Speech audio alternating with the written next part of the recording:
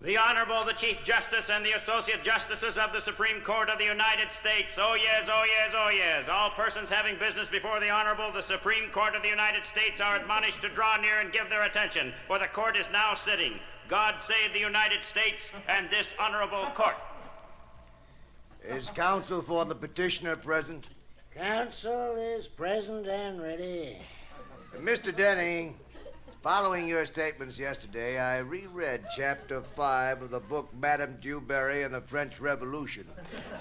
Now, in my opinion, this bedroom scene between Dewberry and King Louis XV, combining as it does every form of sexual perversion with the most intimate and graphic descriptions appertaining thereto, is pure pornography. Now, how do you defend this? Mr. Justice, it's a matter of interpretation.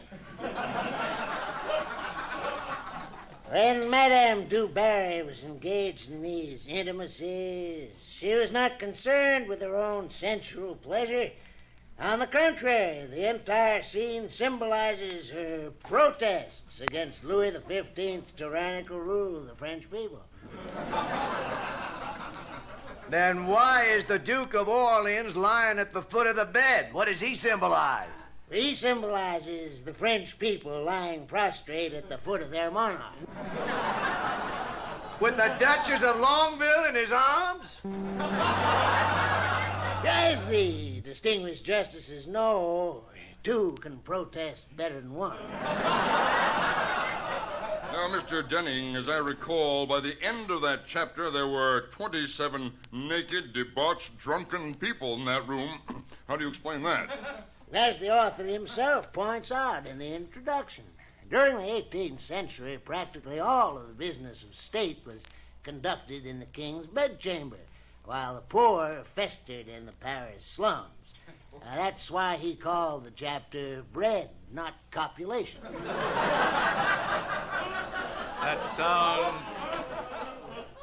That sounds perfectly reasonable, Mr. Denning. What I do not understand is why the author found it necessary to insert 20 full-page color illustrations depicting in minute detail the intimacies described in Chapter 5. Mr. Justice, I beg the court to look at these pictures in their historical perspective.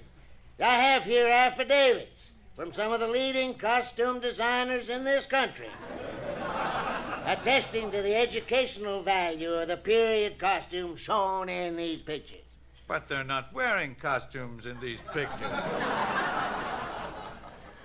I refer in particular to their shoes and wigs, which are completely authentic. I call your attention to plate 17, which I now hold in my hand. Notice the delightfully ornate pearl-handled whip, which has caused a considerable stir in the world of fashion. Certainly, there's a great deal to be learned from this book. Mr. Denning, I, for one, am not convinced by your glib explanations.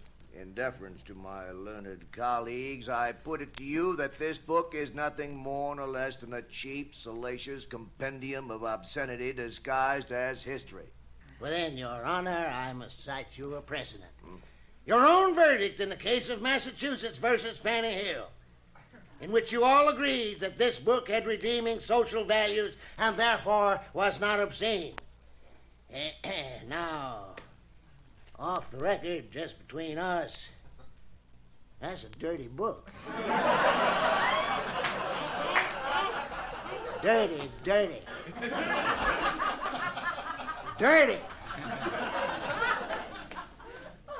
Now, our book has been endorsed by all our foremost writers.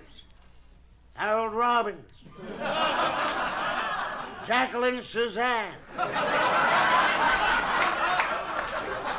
Leonard Lyne. Well, Mr. Denning, allow me, if you will, to read some of your advertising for Madame Dewberry and the French Revolution, and I quote, "If you thrilled to the Tropic of Cancer, if you were aroused by Fanny Hill, if you were intoxicated by the headiness of candy, then you will tingle with rapture as unspeakable sensations engulf you. Oh, come now. You call that proper advertising for a historical document? If Your Honor, please, you took that out of context.